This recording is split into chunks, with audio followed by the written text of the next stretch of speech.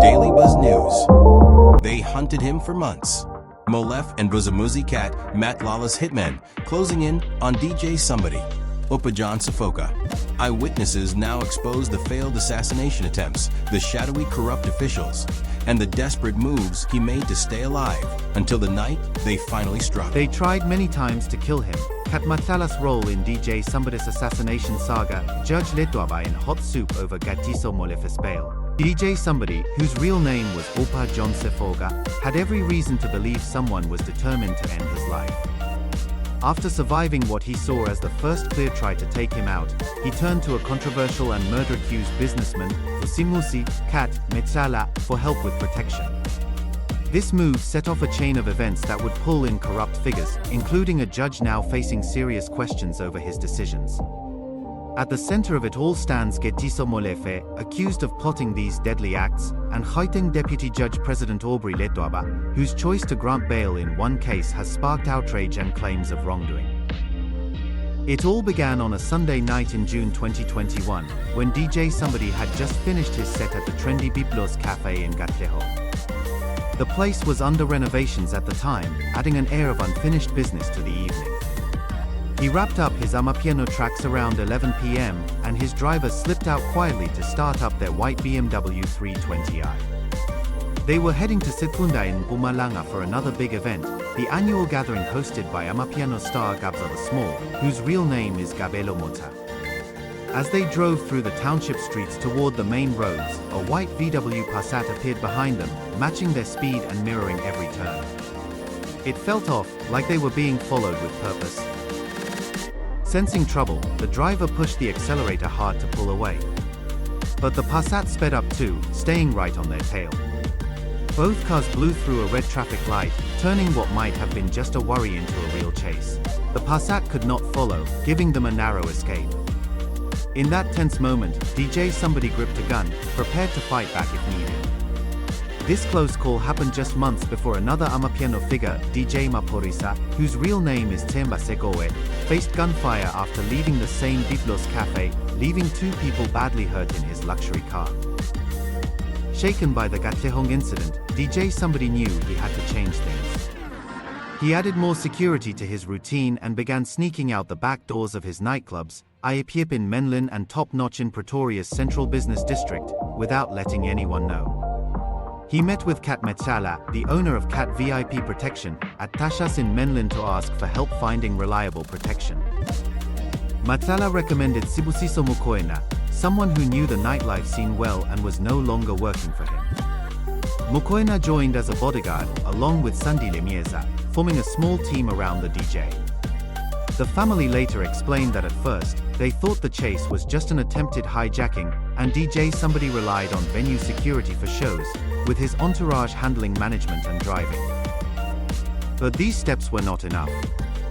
On the 20th of November 2022, DJ Sumbody performed at the Woodmead News Cafe in Santon, Johannesburg. Just after, as he left with Mokoena and Mieza, attackers opened fire at the corner of Woodmead and Woodland Drives. Bullets tore through their vehicles, a VW Golf GTI for DJ Sumbody and Mokoena, and a BMW X5 for Mieza. DJ Sumbody was hit 48 times and died right there. Mokoena also died on the spot, while Mieza made it to the hospital but passed away days later. This was no random act, it tied back to disputes over hidden drug dealings, pulling in a web of suspects. A month before this, on the 20th of October 2022, another shooting raised alarms. A driver in a blue VW Golf GTI, much like the one DJ Sumbody owned, was killed while entering Eyewitnesses Lifestyle in Sunnyside, Pretoria.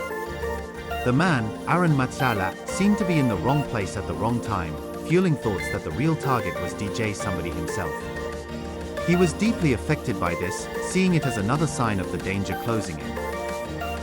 The investigation pointed to Getiso Molefe as the alleged planner behind DJ Sumbody's death.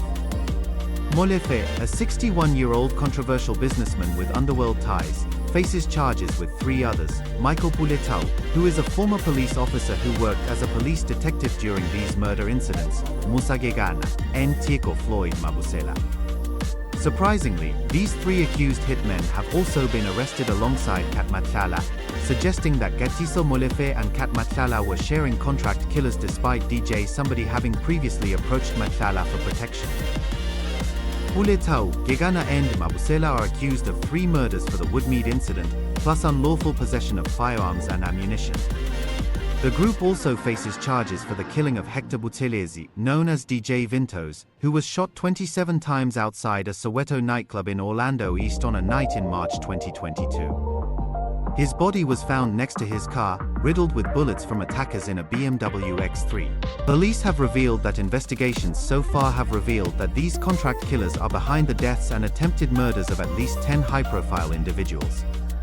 Previously, I had indicated that we are investigating about 10 high-profile cases where these firearms are being linked to. So now we are at number 4. We are positively linking the AK-47 to the murder of DJ Vintos, Don Dindleni, DJ Sumbody, his 2 bodyguards, Sibusiso Mkwena, Sandile Myeza, as well as Amant Swart. DJ Vintos died 8 months before DJ Sumbody, and both cases linked to underground drug activities. Court hearings revealed that Molefe received large cash deposits into his bank accounts with no clear sources, suggesting hidden income streams. Hours after the killings in March and November 2022, the alleged hitmen also saw big cash inflows, pointing to payments for their roles. Molefe's past adds layers to this. In 2004, a UK court convicted him of possessing cannabis under the alias David Tebo Holibitsa, using a Lesotho passport. He served time and was banned from the UK for 20 years, a ban that ended in 2024. The story widens to an ongoing fear of being watched.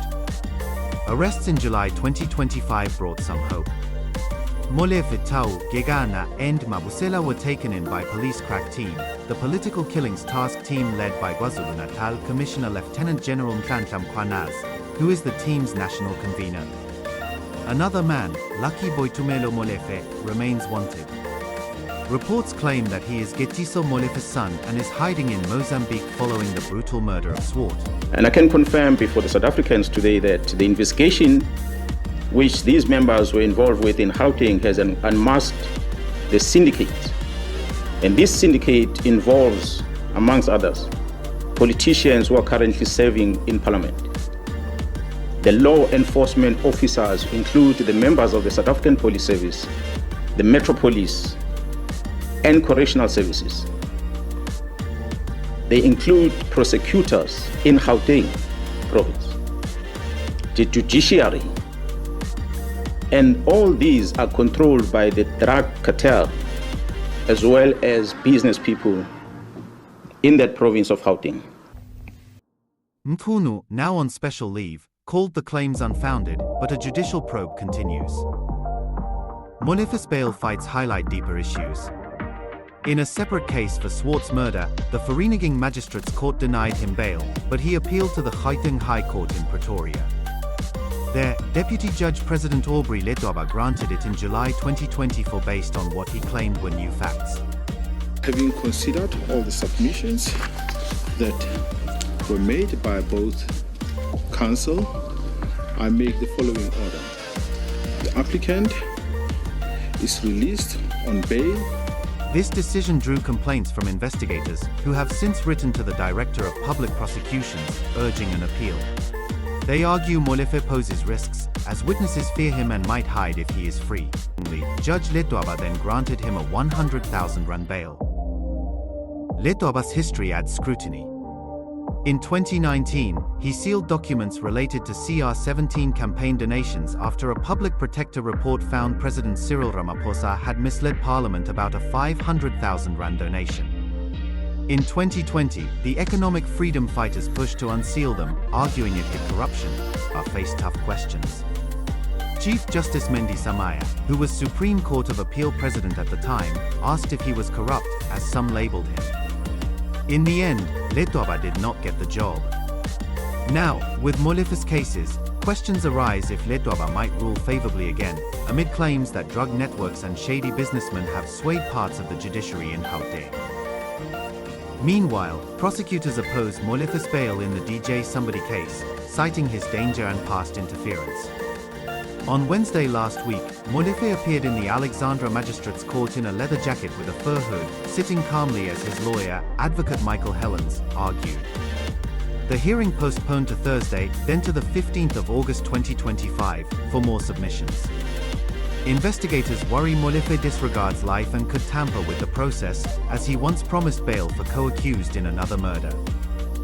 On the 26th of June 2025, the accused, Katiso KT Molefe, who was arrested by the very same task team, was granted bail. Guess that one went under the radar. The work of the organized crime in Gauteng, supported by the political killings task team, has indeed been compromised. The Sefoka family welcomes the arrests and trusts the police and National Prosecuting Authority to build a strong case. They recall DJ Sumbody's small team was not formal bodyguards, but the venue's security sufficed until it did not. Broader corruption in tenders and whistleblower killings ties into this, as researcher David Bruce notes, with procurement scams fueling such acts for decades. This network exposes how music stars, engineers, and ordinary lives intersect with hidden trades and power plays. DJ Sumbody's escape in 2021, his plea to Matlala, and the fatal ambush reveal a determined pursuit. Molefe's alleged role, backed by cash trails and linked weapons, paints him as a key figure.